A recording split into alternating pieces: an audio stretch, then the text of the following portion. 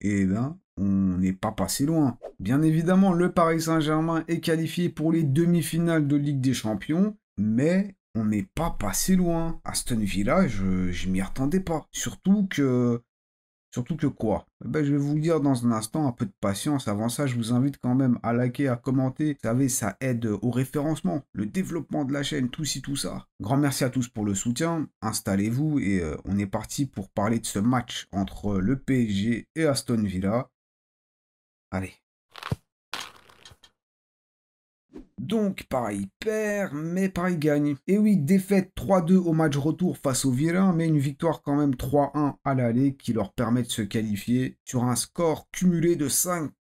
Et donc, revenons à ce qu'on disait dans l'introduction. Aston Villa, je m'y attendais pas. Surtout que ben, ça commence quand même super mal. Tu prends 2 buts sur des contre-attaques hyper bien jouées par le PSG. Ils se sont fait avoir comme...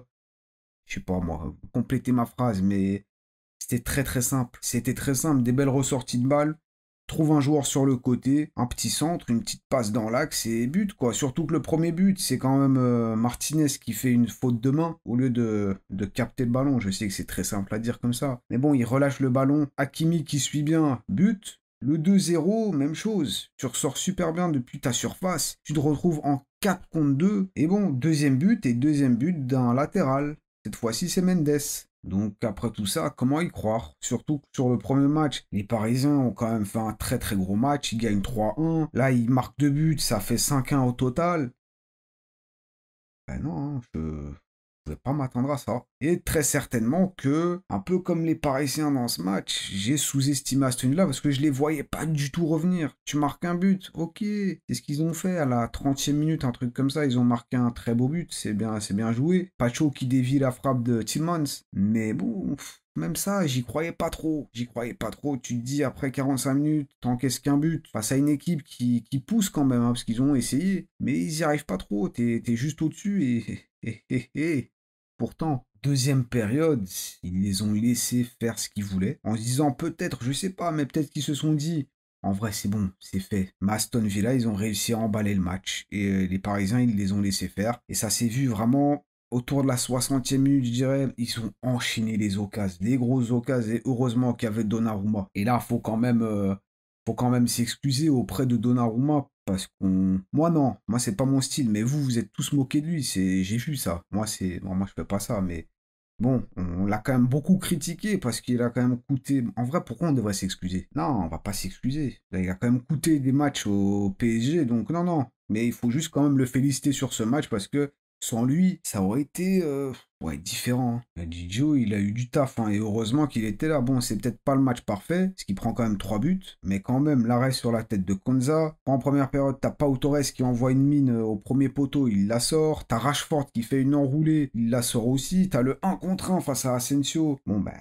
il la sort aussi. Bref, il était là. Mais maintenant, parlons des buts encaissés. Comme j'ai dit, vers la 50e, 60e minute, là, Aston Villa, vraiment, ils ont emballé le match. Les Parisiens ont laissé faire et bon, déjà ce but de McGinn, Donnarumma sur le coup, il peut que regarder le ballon. Les Parisiens qui laissent tranquillement McGinn remonter le terrain, ils sont là, mais ils sont pas trop là parce qu'ils le gênent pas trop, ils frappent et elle se loge dans la lucarne. Magnifique. Et quelques minutes plus tard, t'as ce corner joué, repoussé, qui au final est récupéré par Aston Villa. Rashford qui fait la différence sur le côté et qui fait une petite passe en retrait pour Konza qui a jusqu'à la mettre. Et en vrai, je vous propose d'aller revoir un peu tous ces buts d'Aston Villa. En vrai, ils sont trop passifs, les Parisiens.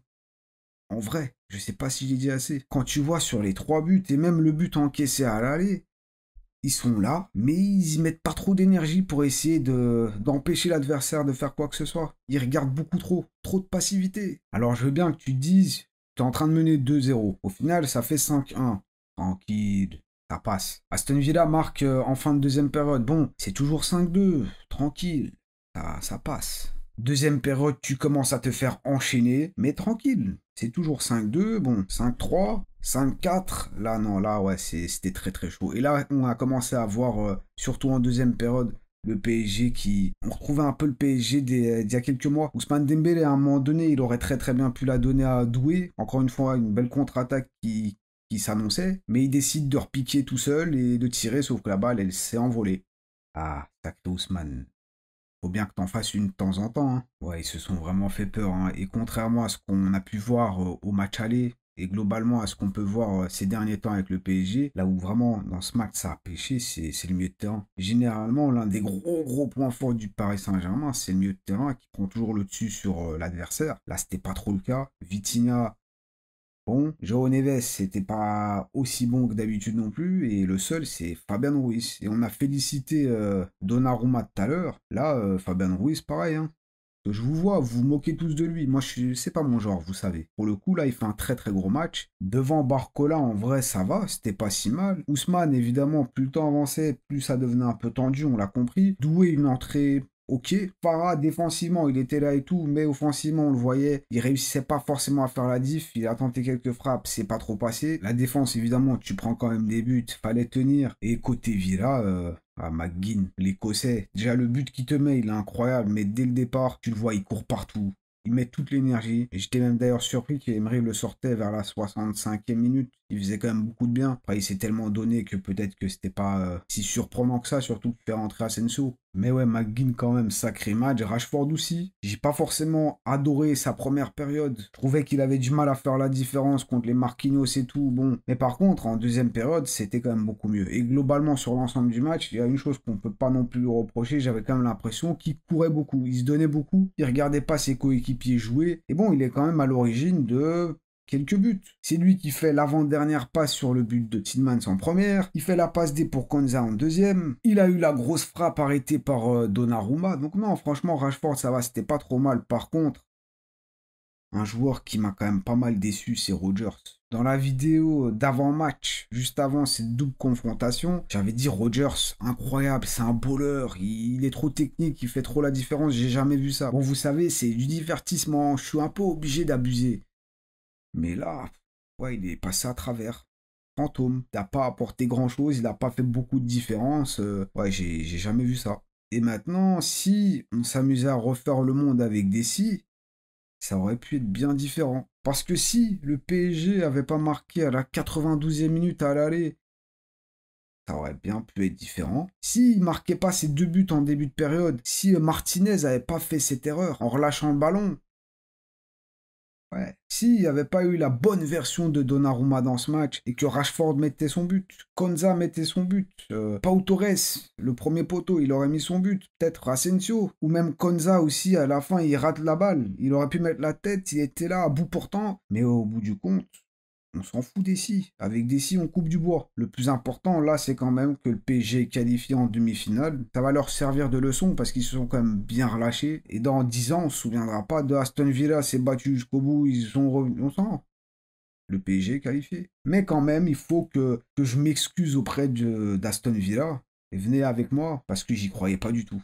J'y croyais pas du tout. Première période, même, bon, 2-0, ils reviennent 2-1. J'y croyais pas. Ils marquent le 2-2.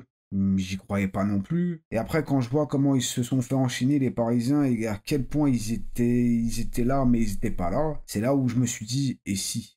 Et on a eu une fin de match de feu. Et bon, c'est peut-être pas très sympa, mais en tant que fan neutre, comme beaucoup, je pense qu'on... Il y avait quand même une partie de moi où je me disais, si on peut avoir les prolongations, je dirais pas non.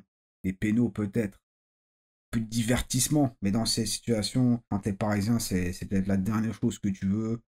C'est pas bon pour le cœur. Et le Paris Saint-Germain peut fêter. Ils sont en demi-finale et ils vont affronter le Real ou Arsenal. Mais ça, ce sera ce soir. Évidemment, on se retrouve pour parler de ce match, pour fêter la qualification. En vrai, il faut pas que je dise ça. Faut pas que je dise pour fêter la qualification des Gunners. Parce que, vu comment je croyais pas en Aston Villa et ce qui a failli se passer, ouais, non, c'est pas bon. Bon, on sera là pour parler du match. Merci à vous d'avoir été là. Prenez soin de vous et de vos proches. N'oubliez pas le petit triplé, like, commentaire et abonnez-vous si ce n'est pas encore fait. Et on se voit demain pour... Ouais, non, je vais pas le dire. Mais vous savez.